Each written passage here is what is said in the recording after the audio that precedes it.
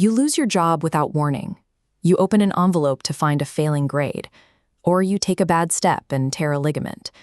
When these sudden disruptions hit, our minds instantly lock on to a single conclusion. We label the event as a total, unmitigated disaster. Psychologists call this reflex premature closure. It stems from our brain's deep intolerance for unresolved narratives. We hate sitting in uncertainty. This timeline illustrates what happens in our minds. To relieve the anxiety of not knowing what comes next, we mentally slam down a period at the end of the bad event. We declare the story over and seal its meaning forever.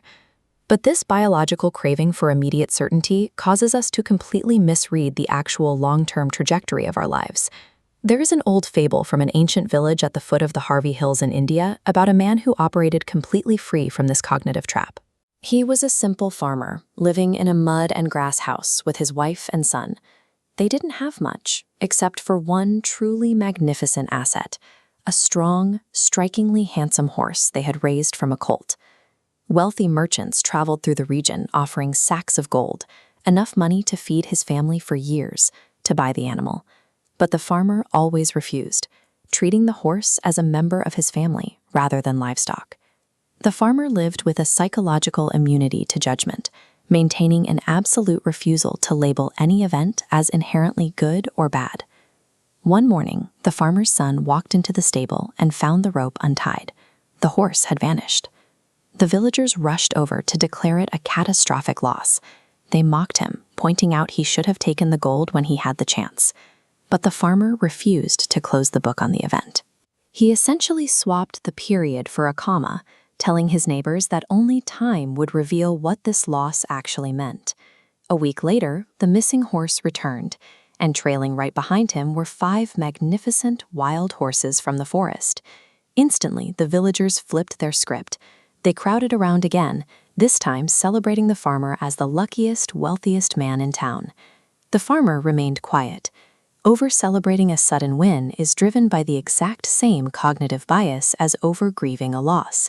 Both rely on judging a story before you have the complete picture. Eager to put the newfound wealth to use, the farmer's son mounted one of the wild stallions to begin taming it. The horse bucked and violently threw him to the dirt. The impact shattered his right leg in 2 places. The village healer bounded in splints, warning that the boy would be bedridden for weeks and likely walk with a limp for the rest of his life.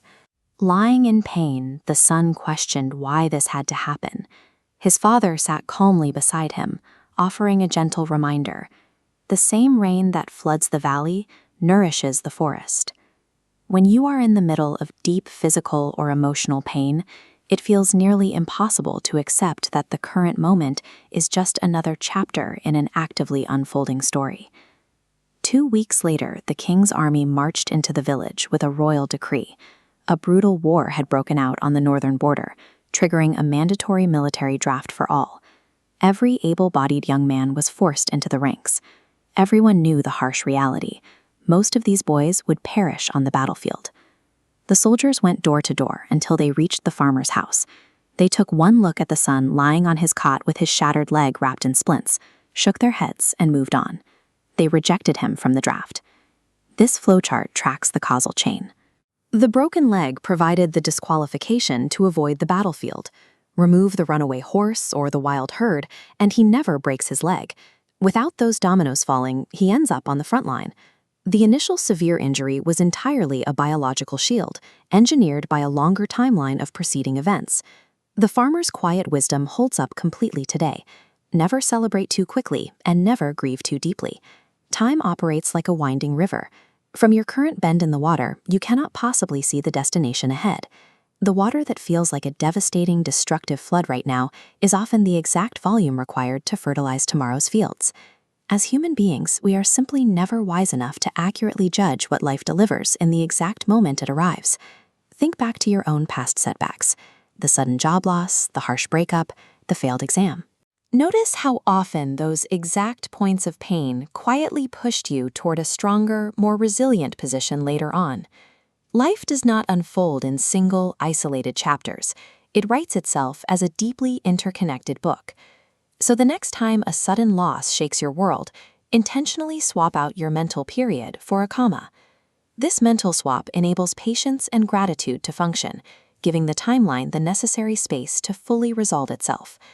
Never write a definitive ending to a story that is still unfolding, because only time will tell.